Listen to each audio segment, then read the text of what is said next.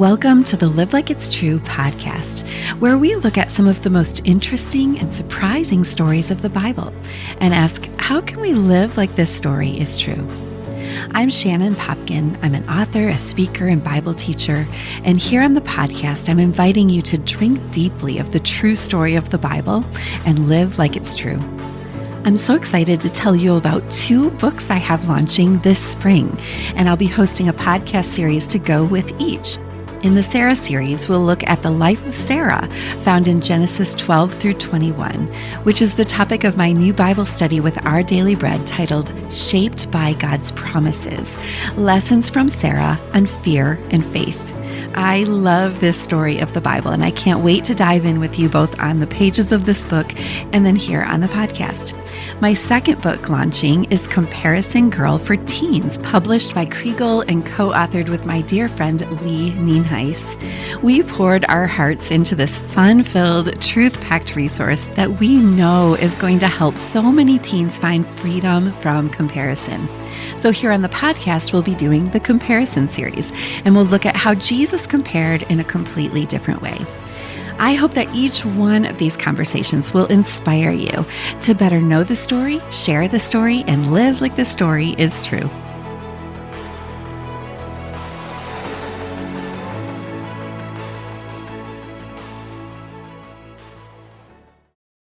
Amber Cullum, welcome to Live Like It's True. Oh, Shannon, it's good to be here finally. I feel like we've been planning this for a little while, so it's nice to be together. It is really nice to be together. I have enjoyed getting to know you through the Speak Up conference. That's where we first met. That's right. I remember you were in a little speaker critique group, and we just had so much fun in there. I know. I was so nervous about that too, Shannon. And now I'm like, oh my gosh, that's where I ended up meeting the people that for the next year I really spoke with and got to know a little bit better. So that was cool. Wow. Well, that's a huge plug there for the Speak Up conference. It does seem so intimidating, but we're really just there to help encourage each other. That's right. And my friend Cheyenne and I are hosting a Women Teaching Women program here in Grand Rapids, where we have 12 women who are going to be with us for 9 months. That's so awesome. Yeah, they'll prepare like 3 messages and get feedback on them. We're going to walk through how do you put together a Bible message, and then let them try it and get real-time feedback. I love that. We're kind of under the umbrella of teachequip.com. It's a ministry that Kelly Needham and her friend Lindsay Schott have put together. But I'm just so excited to give even more. That like a conference, you can only do so much. But I think that feedback in that real time. I agree. Yeah, encouragement is so imperative. It's all the stuff I wish I would have had when I was first starting out as a Bible teacher. Yeah, well, and then to do it in person, like you said, is nice because everybody's got to get up there and give their little talk, and that can feel intimidating. But really, it's just a way to grow. Yeah, so true. So let me give you a bio here to our listeners. You are a physical therapist turned stay-at-home mom, podcast host, and you're a speaker. You've always loved connecting with people through their hardships and their passion and their faith. So I love that about you. You guys live in Raleigh, North Carolina, right? And you've got 3 kids. That's right. And you are the host of the Grace Enough podcast. You've got 220 episodes. Oh my goodness. You're talking about how to focus on how God can use any story to impact the kingdom. And I was so excited to see that you were listed in 12 podcasts you don't want to miss through Christianity Today. That's pretty exciting, Amber. It was really cool. It was a surprise to me too. So I was like, oh, this is fun. How'd that happen? Thank you, God. Yeah, that's so cool. So we're going to talk blindness today. Have you ever met a blind person? Do you know anybody who's blind, or have you ever gone through any vision issues? So in college, I had a good friend through Fellowship of Christian Athletes who actually went blind his sophomore year of high school. Oh my goodness. And so he has an incredible story, Travis. And so he was with us a lot on campus using his seeing stick, and we would lead him through campus. I walked down the aisle with him during a friend's wedding. And so, yeah, I do have a little bit of that idea of what it's like to rely on others for your needs, really, for everything. Yeah, I can't think of any blind friends, but I got to be interviewed by Jennifer Rothschild on her 413 podcast. Yeah. I am just amazed at that woman. You would have never guessed that she wasn't reading anything. You and me, Amber, we both probably have notes in front of us, right? Yeah, 6 pages. We try to sound like we're not reading, but man, if I didn't have anything visually to prompt me when I'm speaking or when I'm hosting one of these podcast episodes, like Jennifer was just amazing. And I don't think she has anything in Braille in front of her, but just the way that her mind, like she is focused in on the conversation and she's listening, really tuned in and listening. Yeah, I think that probably blind people have a better sense of listening and noticing details through auditory ways. That's what I would think. And smell and probably, smell and touch, right? Sure. And I think that's true of anyone, like even someone like my niece is deaf. Okay. But your other senses become heightened because that's the way you receive and process information. Yeah. And I wonder if that's sort of the case with this guy in the story we're going to read today. Blind Bartimaeus is the story we're going to look at. I think we're going to see he does have sort of a heightened awareness that others don't have in the stories. So let's have you go ahead and start by reading Mark chapter 10. Let's do 46 through 49. And you're going to read in the ESV translation? That's correct. Okay. And they came to Jericho, and he was leaving Jericho with his disciples and a great crowd. Bartimaeus, a blind beggar, the son of Timaeus, was sitting by the roadside. And when he heard that it was Jesus of Nazareth, he began to cry out and say, Jesus, Son of David, have mercy on me. And many rebuked him, telling him to be silent. But he cried out all the more, Son of David, have mercy on me. And Jesus stopped and said, call him. So Jesus and his disciples are traveling. There's this large crowd. They're traveling. They're coming into Jericho. And so what's surprising or interesting by what greets him there? What's most surprising to me about this passage is actually the few verses above it, where he is traveling with his disciples into Jericho.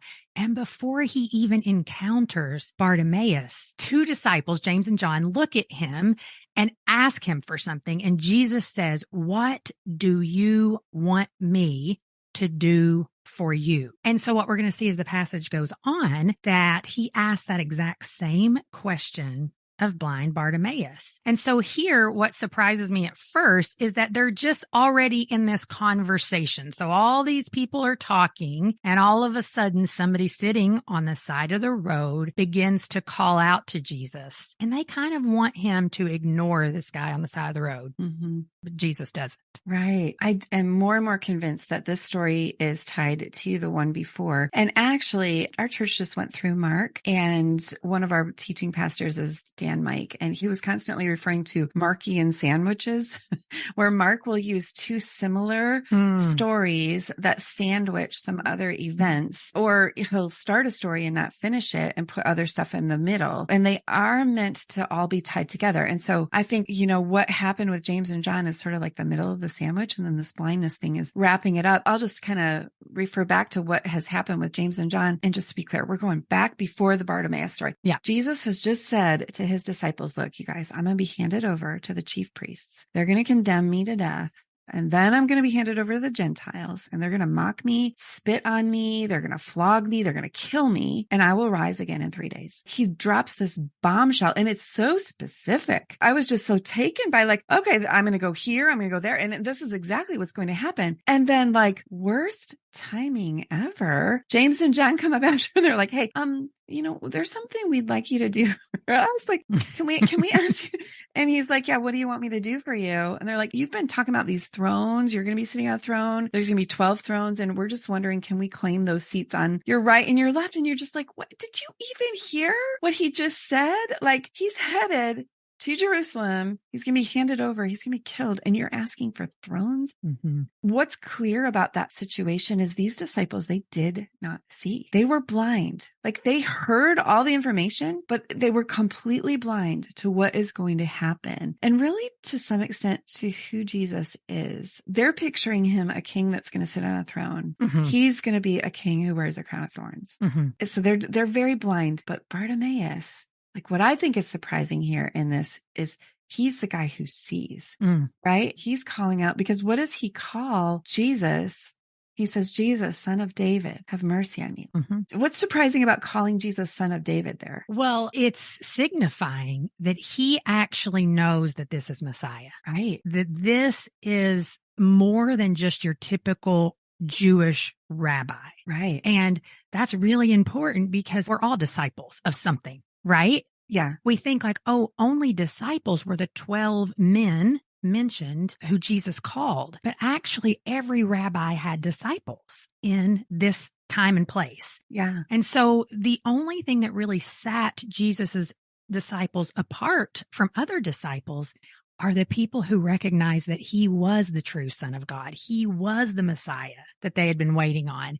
And I think with James and John at this point, they hadn't reached a point of desperation, right? They were still thinking, we're looking for that king to set us free from Rome. And Blind Bartimaeus was like, I just want to be well. That's a heart motive thing, right? Yeah. Yeah. Because we're selfish people. Like, I'd like to say I would not do what James and John did, but the reality is we focus on ourselves so much. And that's exactly what they were doing. Can you give us power and position to be the ones favored out of the 12 who are walking with you?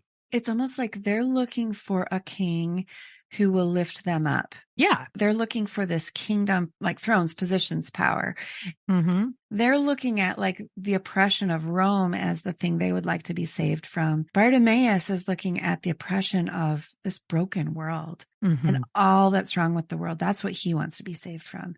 He's not asking for some throne. He just wants to be free from the chains of his blindness, and like really blindness and every other physical ailment. You're a physical therapist, right? That's Amber? right. Yeah. So you know what people have to endure. Yes. Like the stuff that they have to go through, either because their body is degenerating or they've been in some accident or just all the terrible things that happen in this world. None of that is what God had intended. That's right. In the Garden of Eden. We were meant to have bodies that didn't fail us, right?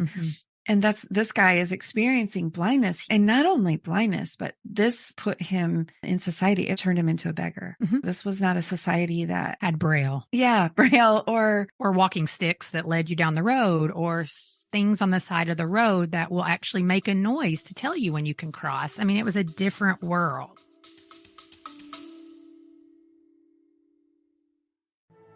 What are you waiting on God for? And which promises of God apply to you during this long stretch of waiting? My free Pray God's Promises prayer guide will help you sort out which promises are for here and now and which ones apply to you later. When you pray the promises found in your Bible, this is one of the ways that God shapes you by his promises. For your free prayer guide, use the link in the show notes or go to shannonpopkin.com/promises, where you can also learn more about my brand new Bible study with Our Daily Bread titled Shaped by God's Promises, Lessons from Sarah on Fear and Faith.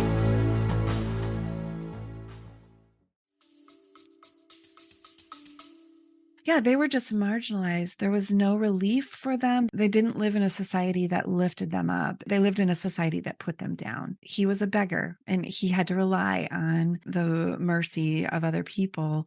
You know, Jesus came talking about the kingdom. Like, that's really his message. If you look at, like, why did Jesus come? What did he talk about? It's the kingdom, the kingdom, the kingdom. That's right. And in one sense, the disciples are right. He's going to sit on a throne. But the kingdom of God is throwing off all oppression. That's right. Of all time. It's like Jesus will return, and he will sit on a throne, and he will issue in the kingdom. And this is going to be when the world, the whole world, in all of its complexity, it will all be set right. There will be no more blindness, no more suffering, no more pain, no more sorrow, no more death, right? Yeah. That's what this king came to set right. And it's like this guy sees it. He sees, he calls him Son of David. You're exactly right. This is a Messiah term. And also, like, I think it's interesting. These people around him, they're like, just shut up. You know, they're annoyed. Have you ever been around an annoying person like that, Amber, where you're just like, would you please be quiet? Well, I'd like to say no, but yes. And I've been that annoying person. Oh, yeah, me too. Yeah, I don't have little kids anymore, but mommy. Yeah. And I remember it. And like when you're around somebody who they're so numb to it, they don't even hear it anymore. Their kid, like, mommy. And they tune it out, but you can't. You're just like, can I please tell that kid to be quiet? It's overwhelming. And that's how this crowd is responding to him. Yeah. Yes. But it's his persistence that really stands out to me. Yes. It's the persistence of Bartimaeus of, I'm not really interested in all these people shutting me out because I believe that there is someone walking down the path that is the true Son of God. And I believe that he can heal me from this. So I have to make a choice. Am I going to be quiet as a response to the crowd, or am I going to keep pleading my case, hoping that I might have a chance for him to address me? Absolutely. It's a persistence and a faith thing. Yeah, persistence. That's such a good word. And, I wonder, Amber, if when you're blind, a lot of the hierarchy that we experience all around us, it does have to do with what people look like, the clothes that they're wearing, like the superiority complex, the way that they carry themselves. When you're blind, you're immune to all of that. He's living in this world where he is put down by everyone around him. He's actually sitting down. He's begging by the side of the road. And he's living in this world where all the seeing people, they all know who the important ones are and who the unimportant ones are. Right. They're in this comparison world where everybody's trying to measure up. Look at the two disciples. They're like even among the 12 and they're trying to elbow pass each other and get to those thrones. They're all about being lifted up. Well, this guy, I think in a sense, he gets it. He sees more clearly than the rest of the people.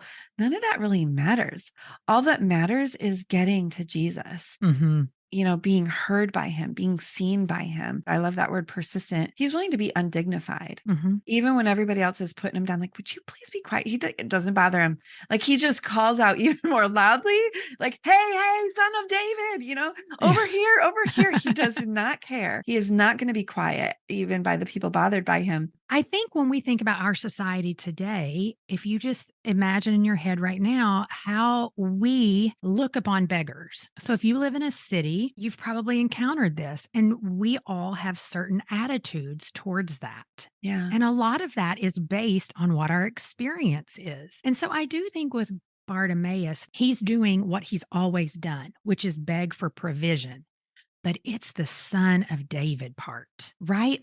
Right. I remember studying this originally and asking the question of, was he just calling out to him a name that he had heard other people say? Or is he calling out to him because of what he heard he really believed? And we see as the story goes on, it has to do with his belief. So something about his begging and persistence here was different than his daily life of begging. Yeah. So, this is not a first time occurrence for him. He is a beggar, which means when someone passes you, I'm asking for food and water and clothing and all of that. But the difference here is, again, going back to the heart. Yeah. His motive for getting well was different. Yeah. And so Jesus's response, what stands out to me and what I love about Jesus is that he does judge the thoughts and attitudes of the heart. That's what we hear God say in Samuel about David. And it's that I stop and I pay attention because I know the heart motive behind that. Yeah.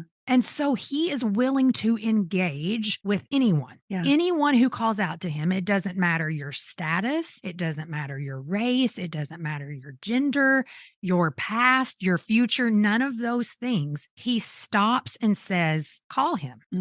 That is incredible. Right. It's interesting too, to compare like him receiving James and John and their question, like he's willing to talk to them too. That's right. But this guy, and Jesus knows the differences in their hearts. He knows what he's dealing with here with both of them, but he asks an interesting question to both of them, which we're going to get to. Let's look at this question that Jesus asks. Can you pick up where we left off and read to 52? Yes. And they called to the blind man, saying to him, take heart, get up. He is calling you. And throwing off his cloak, he sprang up and came to Jesus. And Jesus said to him, what do you want me to do for you?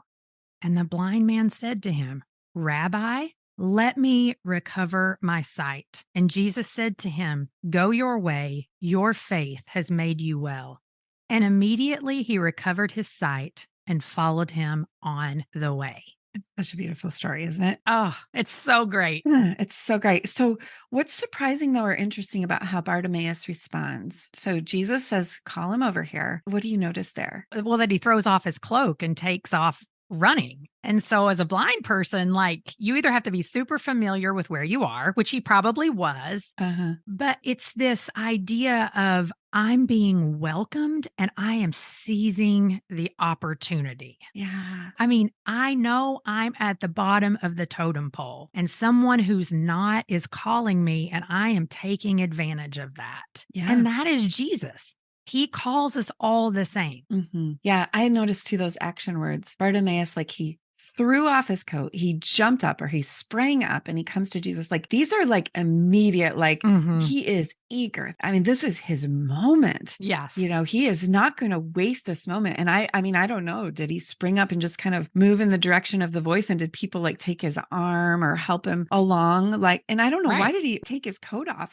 Maybe just he didn't want to be bothered by anything holding him back, I guess. Or maybe it was the cloak that he used to sleep in. You know, it says they usually just had one cloak and he just threw that aside, like throw off everything that would hinder you from getting to Jesus and just this beautiful eagerness. But then here's this question we were kind of alluding to before. What's interesting about what Jesus asks him? Well, it's the same exact question that he asked James and John. What do you want me to do for you? And I think that's the same question he often asks us because, like Bartimaeus, we are needy people.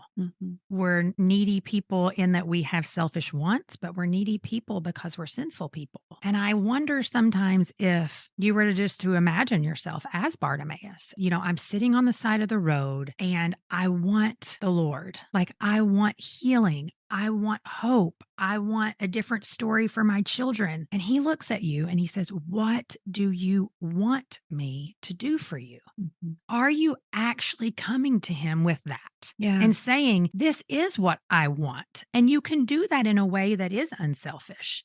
But he was persistent, you know, in that. And so I think just the fact that Jesus is asking all of us that same question talks about relationship. You know, he's engaging us. Right. He wants it to be interactive. That's right. I think it's interesting that there even is a question, right? I mean, it's obvious. Look at what does this guy want? Well, of course he wants you to heal him. Like there is no more obvious response, but in both situations, he asks James and John, what do you want me to do for you? The blind man, what do you want me to do for you? And I see this as a heart-probing question. You know, with James and John, what do they want? They want to be lifted up. They want power. They want position. They want to get ahead of the other disciples. And so he's kind of asking them, like, betray your heart here to me. And that is so part of this world system to be lifted up in this way. I think you and I talked about my book, Comparison Girl, on your podcast. Like, just that is the world's system. This desire, jealousy, and selfish ambition and trying to get ahead of other people. That is the world that we are part of. And if we're asking Jesus to bless us in a way that the world celebrates, he wants us to see Jesus doesn't lead us in an upward trajectory with our lives. Like Jesus has just told his disciples, I'm headed for the cross. His response to them is amazing because he's like, you don't know what you're asking for. And so again, you don't see this harsh judgment as much as you just see the honest response of Jesus saying, you're not able to drink this cup. Because really you don't know. Look at verse 32. After Jesus says, you know, you don't know what you're asking and you're going to be asked to leave stuff behind. Many who are first will be last and last will be first. But then in verse 32, it says they were on the road going up to Jerusalem and Jesus was walking ahead of them. So basically Jesus is like, I'm headed to the cross. I'm walking out ahead of you and I'm asking you to follow me. And we are not headed for an upward trajectory. You know, please follow me. You're actually, James and John, you're headed for a cross. James was the first one recorded to be martyred after Jesus. And can you imagine what a shock that sent out? Here they are starting this church. And John was one of the last ones. He was the one who wrote the book of John in his 90s. He was probably the last disciple standing and had watched all of them be martyred. And thinking back, I'm sure he had lots of time in exile on the island of Patmos to think back to the time Jesus said, you don't know what you're asking of me. Like the thrones in the kingdom have to do with suffering. It's the martyrs who will be lifted up in the kingdom of God. It's Jesus because of his great suffering. He has the greatest throne, the greatest position because of his great humility. So this is just a probing question from Jesus. Like, basically, which kingdom are you living for here? Mm-hmm. What you're asking Jesus to do for you, is this according to the kingdom of the world? Or is this according to Jesus's kingdom that leads to a cross? Mm-hmm. And down in verse 43, when he says, "But it shall not be so among you, but whoever would be great among you must be your servant." And this is where we really see, because it says, the first will become last and the last will become first. Yeah. This is where we first really see that upside down kingdom theology that we hear people talk about. Mm-hmm. And what is amazing about, well, there's a lot of things that are awesome, but James and John, we know there was heart transformation, right? Because of what you just mentioned about how they lived the rest of their life after Christ was crucified. And that is good news for us. Mm-hmm. For those of us who struggle with not having enough faith, or I did respond pridefully, or I am selfish and I am confessing that to the Lord and I still struggle, there is hope for that. Mm-hmm. We see it right here. They eventually realized we're giving our whole lives to serve the cause of Christ. Yeah. We know that sitting at his right hand is actually now service. Yeah. Yeah, it's a beautiful thing.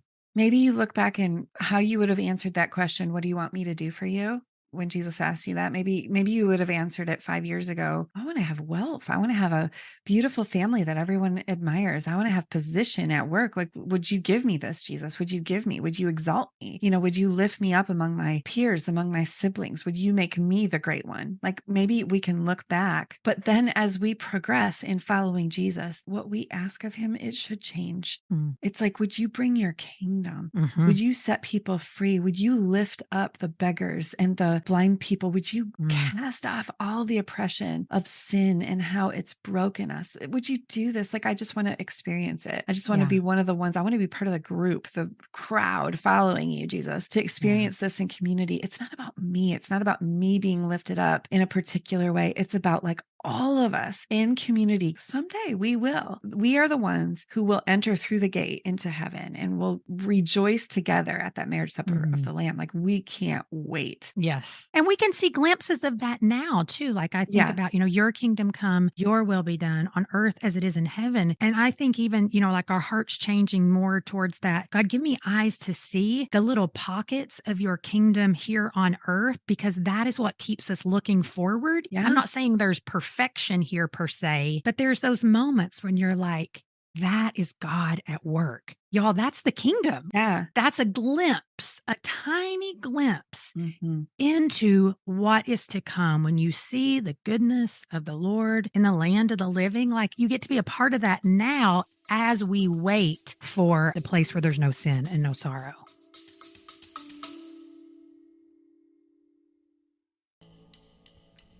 Have you ever wondered what your pastor thinks or talks about behind closed doors? Well, at Live Leadership, you get to hear lead pastor Ryan Kimmel and me, executive pastor John Delger, talk about some of the leadership issues that we're facing live and right now. We don't promise to have all the answers, but we promise to try to process and think through all the issues that we're facing as leaders in a local church. You can tune into Live Leadership at resoundmedia.cc or wherever you find podcasts. The complete fulfillment. That's right. As Jesus came talking about the kingdom, he did not heal all the blind people. That's right. He didn't heal all the sick people, but he gave them glimpses of this is what's going to look like in the kingdom of God. Anything that's holding you back, you're not going to have that. And so this is a crowd of people watching a blind man go from blind to seeing. And well, we're about to see that as we progress in the story. It's like he says, I want to see. And Jesus says to him, go, your faith has saved you. Immediately he could see and began to follow Jesus on the road. That is so intriguing to me that the guy says, I want to see. Jesus says, it's your faith. And not just made you see, but saved you. What does faith have to do with this, Amber? You kind of alluded to it before, but I'm always a little bit cautious when I talk about this, because I know in our world today, sometimes we can think like, oh, I didn't have enough faith. So that must be why I didn't get the answer. But God is not a God of formulas. It's not like, okay, Shannon prayed 8 times today. Check. I'm going to give her what she wants. Right. Amber praised me and confessed in just the right way, so I'll answer her prayer today. Like, no, that's not the God we serve. We serve a God whose ultimate purpose and desire is for us to know him. And we don't really know how he is going to accomplish that. Yeah. And so I think in this situation, when you see saying your faith or your being sure of what you hope for, which is what we see in Hebrews 11, and certain of what you do not see, that's faith. This man, he is showing all of this crowd who wanted the man to be quiet. No, look at the assurance he had that I could do it. Mm-hmm. Look at the hope he had. He was willing to be persistent and look like a fool and run to me and ask for it. And I want you to see that it's that kind of persistence and belief that I can Mm-hmm. that will set you free. Yeah. Because it's easy to think like, oh, it's just about the healing of blindness. But it's that next verse where he says, he followed him on the way. Bartimaeus didn't just receive healing and then be done. Right. The ultimate desire of faith is for God to forgive us and cleanse us and for us to spend the rest of our lives following him. Because his way is better. Yeah. Really, it's basically Jesus is saying, what do you want me to do for you? But he's also asking, like, what are you going to do with this if you get it? Yes. James and John, what are they going to do if Jesus answers favorably? Oh, we're going to sit on those thrones. We're going to be admired. We're going to be lifted up. Like, yeah, we're going to be living the good life. Bartimaeus, what are you going to do? If you get your sight back, what are you going to do? I'm going to follow you. I'm the guy who I can't follow you. I have to sit here because I'm blind and I'm a beggar. I don't have the means to come follow you. I can't just go anywhere. I don't have that freedom. So once he has that freedom, I'll follow you anywhere. How will we respond if we get what we're asking for? I think there's part of faith is being able to see. Bartimaeus' faith set him apart from the rest of the people. There's this passage in John 9 where Jesus heals another blind guy. And afterward, Jesus says, I've come that the blind could see. The lame would walk. Yeah, but also that the seeing people would become blind. He kind of does this paradox thing where, the blind guy, he could see who Jesus was, but the religious leaders, they were like, this guy's from the devil. They couldn't see. And so Jesus said, he's come to separate the two. And so part of faith, I think, is seeing who Jesus is. But there's a part of faith too that's saying, I don't know what's up ahead. It's like, I can't see, but all I know is you're going to be the one that I want to follow, regardless of where this all leads. There's a blindness to our faith. It's saying, no, I don't have it all figured out. I don't really understand, but all I know is you are the one I'm going to pin my hopes on. Do you see that as part of faith too, Amber? Yeah, because I think we have to wrestle with this idea that we feel like we do have great faith. And God doesn't always say yes. Yeah. And so you do have to wrestle with what's the impact? What's the meaning behind that? Does something need to change in me? But we see that Job had great faith and God didn't answer in that way. Yeah. With Bartimaeus, like he had great faith and we can all have great faith. But we also know that there are times when Jesus is saying, what do you want? And maybe it's that you want more faith. Yeah. So it's that being willing to see what your weakness is and then asking God for more of that. And that's more of a humble heart. Yeah. Versus a heart of pride. And so I've learned to kind of always take that question of, what do I want from Jesus? Okay, I want to believe that you can heal this relationship between my mother and I. But today, I feel like that will never happen. And so, God, I am asking you to give me hope that that is possible. Yeah. I'm asking you to increase my faith that not only I know you can do it, but that you're willing to do it and that you're actually working in it right now. Yeah. Something about what you just said reminded me of a time when my son Cade was about 4 or 5 maybe. And he met this little girl at church who she had a malformed hand. It was smaller and not as useful to her. And so Cade said to the mother, he showed her his hand and he goes, my hand used to be like her hand. And now look. And I don't know if he was thinking like that looked like a baby hand, like my Probably. hand. And I have grown up and now I have a hand. Oh, He's trying to give this mother hope. And we just were all like, oh my gosh. So there's part of that that's like, it's the foolishness of a child, but also like the blindness to anything is possible, like yes. there's just this faith of a child, but also I think there's this willingness to look at that little hand or those blind eyes or whatever it is and say, this might be my cross to bear, right? In this life. Yep. Jennifer Rothschild, she may never see in this life, but if I have you, Jesus, regardless of this cross that I bear, like you suffered too. If I have you, the rest of Jesus's story does not end with that cross. There's so much more to the story. He raised from the dead. And our faith isn't just pinned on like, help me struggle through the rest of this life. It's no, I'm going to follow you into the next life. You are the son of David. You are the Messiah. You will someday sit on this throne. And the disciples and Bartimaeus, it wasn't as clear for them as it is for us because we have more of the story. For us today too, we're blind to what that is going to look like in heaven. We can't see into heaven right now. So it's partly seeing and it's partly not seeing, but it's all about faith. All right. So if we are going to live like this story is true, Amber, this story of a blind guy making a fool of himself and Jesus calling him over and saying, what do you want from me? And him saying, I just want to see. Jesus touches his eyes and he springs up, and sees and follows Jesus. So how can we live like this true story is true? Well, I feel like there's a lot of ways, but the first one I would say is, again, our persistence in coming to the Lord. Right. And it can get discouraging at times when you're praying and you're praying and you're begging and you don't feel like there's change. But I think that's where it comes in what I was talking about earlier, where then when you are struggling, it's even reorienting how you're connecting with the Lord and saying, my faith is weak today. Right. And you know what? Jesus already knows that.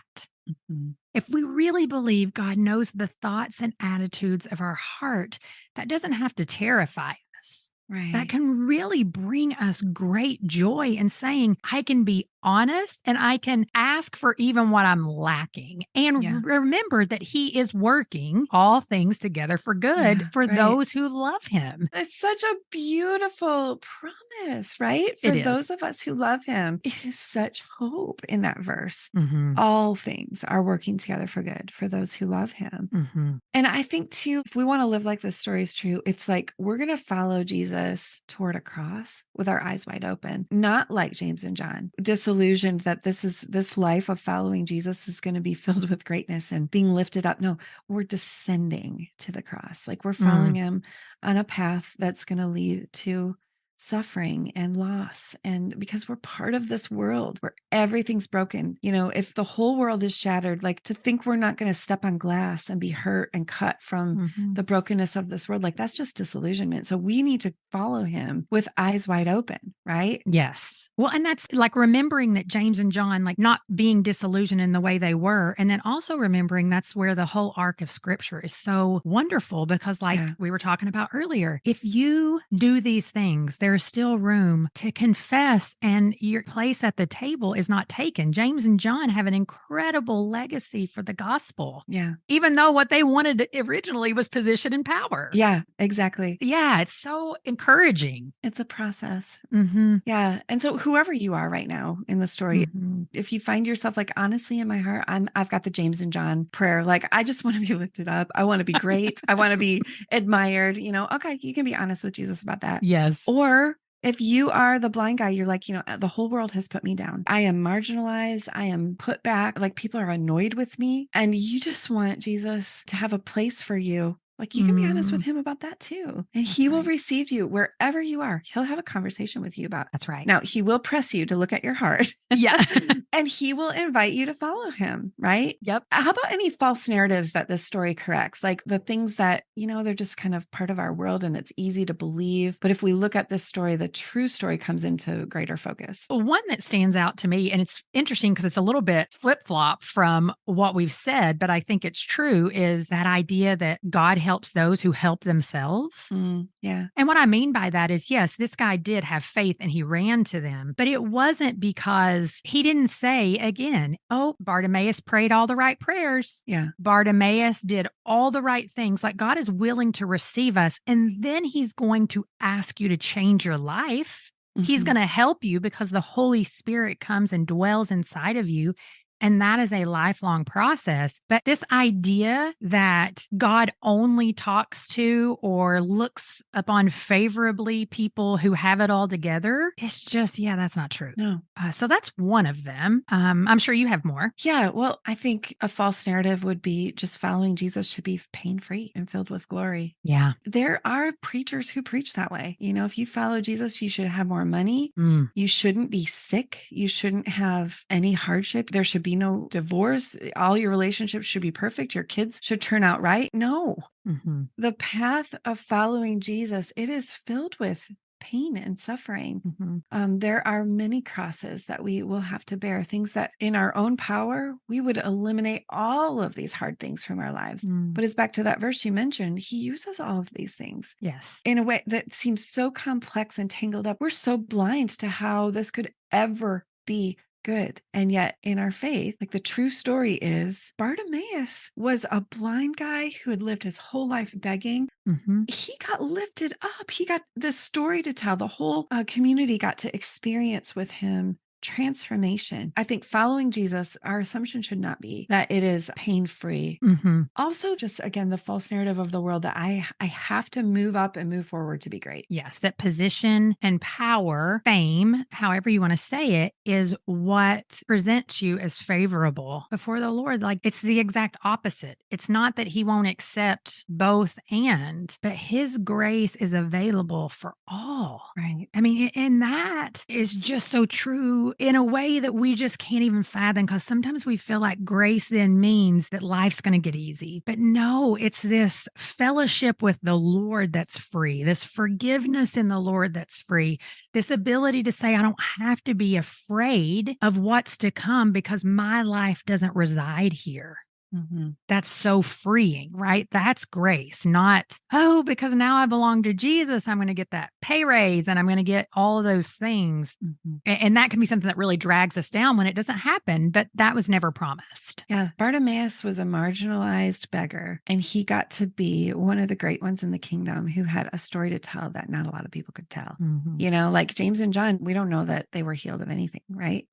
Bartimaeus, he got to be freed. So, what a beautiful story about persistence, about faith, about Jesus seeking out what's in our heart and inviting us to follow him. I'm glad I get to follow him with you, Amber. Me too. Thanks for this great conversation. Thank you, Shannon. Can I just remind you that each of these stories from the Bible is absolutely true. Rather than giving us a list of facts to memorize about himself, God gave us a book filled with stories. And each one helps us to know him and to understand this overarching story that we are all in. So I hope that you'll take some time looking at this story in your Bible. To help you study, I've put together my free Live Like It's True workbook, which includes my false narratives watch list, my story elements bookmark, and more. Live Like It's True is part of the Resound Podcast Network. For more gospel-centered resources, visit resoundmedia.cc. We've got that link for you, along with links to any of the other resources that we've mentioned in the show notes. Thanks so much for joining me, and now it's time to go live like it's true.